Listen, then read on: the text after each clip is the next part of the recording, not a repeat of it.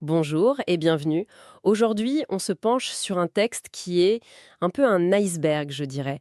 Très court en surface, mais avec une profondeur absolument immense. Hmm. C'est un extrait de l'Épître aux Éphésiens. Et notre mission, si on l'accepte, c'est de comprendre ce mot-clé qui revient sans cesse, le mystère. Oui, Qu'est-ce que c'est? Pourquoi c'était un secret? Et puis surtout, en quoi ça nous concerne? On va essayer de suivre les indices, un peu comme dans une enquête. c'est exactement la bonne approche. On va jouer les détectives en quelque sorte. L'auteur ne nous dit pas «voici ma théorie». Il nous dit «on m'a révélé quelque chose et je dois vous le partager».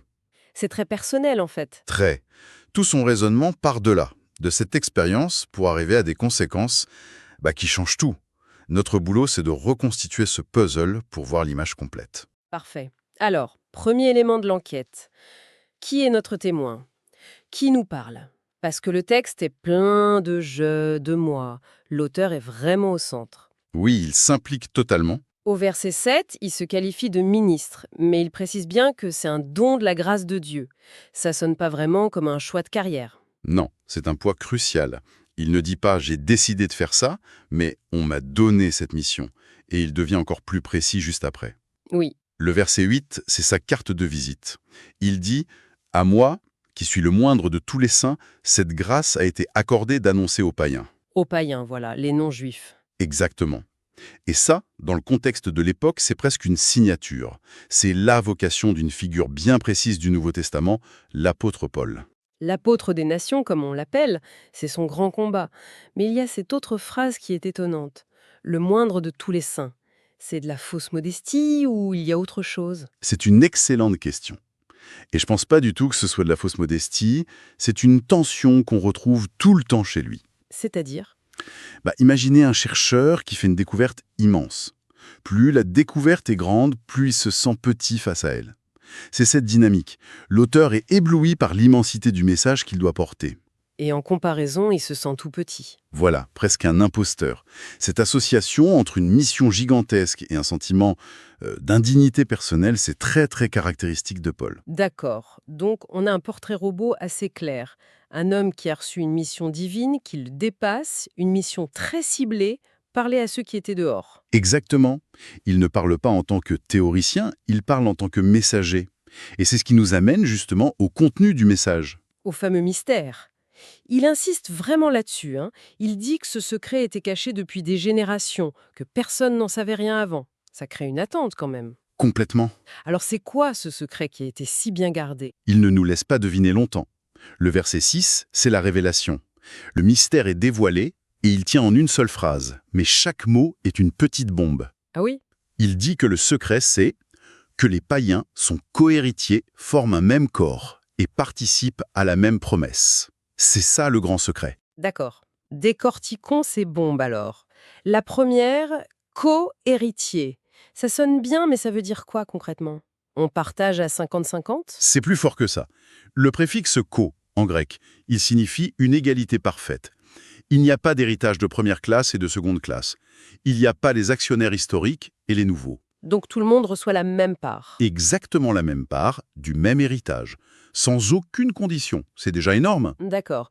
Donc, pas de place au fond du bus. Et le deuxième terme, forment un même corps, ça me paraît encore plus radical. Ah oui, là c'est un cran au-dessus, on n'est plus dans le juridique, on est dans l'organique, le biologique presque. Il ne dit pas «vous êtes deux groupes qui allaient bien vous entendre», Il dit vous n'êtes plus de groupe. voilà. Vous êtes un seul corps. C'est une fusion. Ça veut dire que si une partie souffre, tout le corps souffre. C'est l'interdépendance totale. C'est l'abolition de la frontière la plus fondamentale de l'Antiquité au Proche-Orient. Attendez, mais c'est une bombe sociale en fait. L'auteur dit que les murs qui définissaient la société, juifs, non-juifs, n'existent tout simplement plus. L'audace du propos est vertigineuse, non? C'est absolument vertigineux. C'est une révolution. Et la troisième bombe participe à la même promesse, ça ancre tout ça dans l'histoire. C'est-à-dire? Ça veut dire que toutes les promesses faites à un peuple depuis des siècles sont soudainement ouvertes à tous. La conclusion, c'est que la seule identité qui compte maintenant, c'est l'appartenance à ce corps unique. Les anciennes étiquettes sont périmées. D'accord. Donc on a cette idée d'une humanité unifiée, au moins au sein de cette communauté de foi. C'est déjà un manifeste incroyable. On pourrait s'arrêter là. Mais j'ai l'impression qu'après, il met les gaz. Ah oui. Il commence à parler de domination et autorité dans les lieux célestes. J'avoue que là, on a l'impression de changer de chaîne, de passer d'un drame social à un film de science-fiction. C'est vrai que le saut est brutal. Et honnêtement, c'est peut-être la partie la plus étrange et la plus ambitieuse du texte. L'auteur fait un zoom arrière spectaculaire. Il élargit le public, c'est ça. Exactement. Après avoir parlé de la réconciliation sur Terre, il lève les yeux au ciel et il dit que cette histoire, elle ne concerne pas que les humains. Un public céleste. On parle d'anges, de puissance cosmique. C'est ça. Des entités spirituelles qui, dans la vision du monde de l'époque, observent les affaires humaines.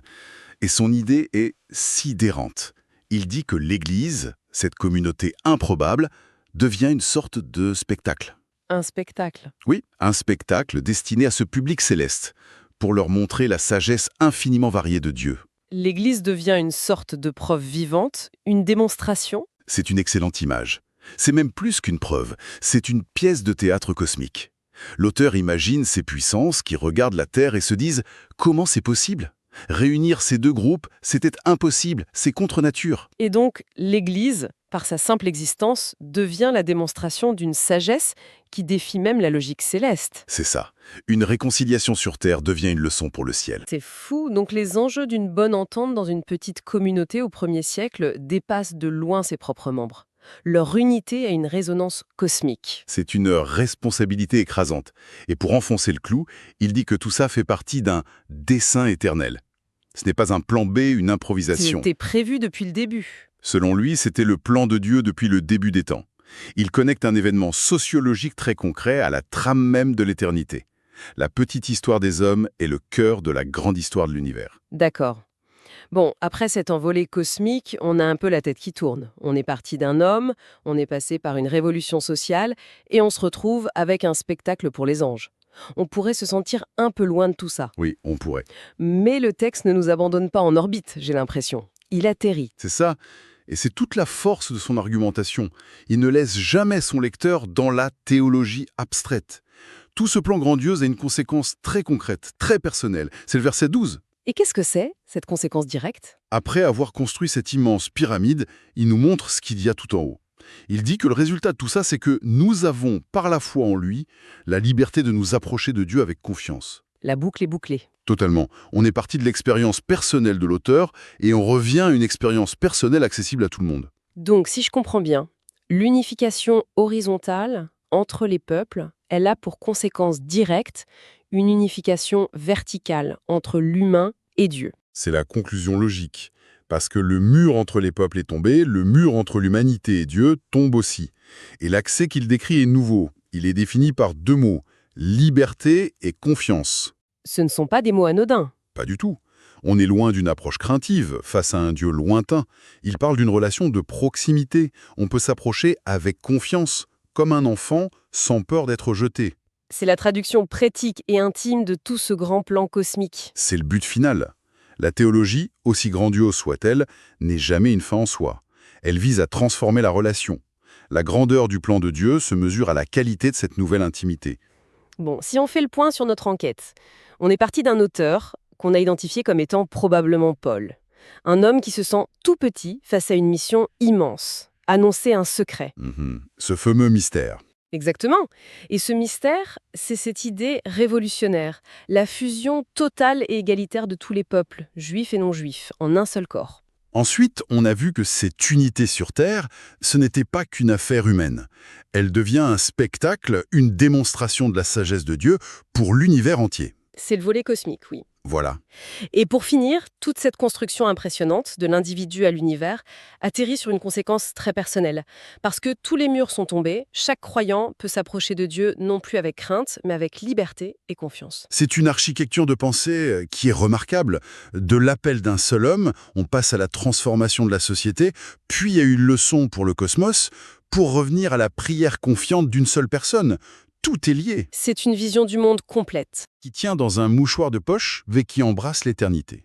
Et pour finir, peut-être une dernière piste de réflexion. L'auteur affirme que la sagesse de Dieu est manifestée aux puissances célestes par l'Église. Si on prend cette idée au sérieux, même comme une métaphore, ça soulève une question fascinante. Laquelle ? Si une communauté humaine, dans son unité, est conçue comme un spectacle pour l'univers, quelle responsabilité est-ce que ça lui donne? Si nos querelles ou nos réconciliations ont une portée qui nous dépasse, est-ce que ça ne change pas complètement la manière dont on devrait aborder nos conflits les plus terre à terre au quotidien?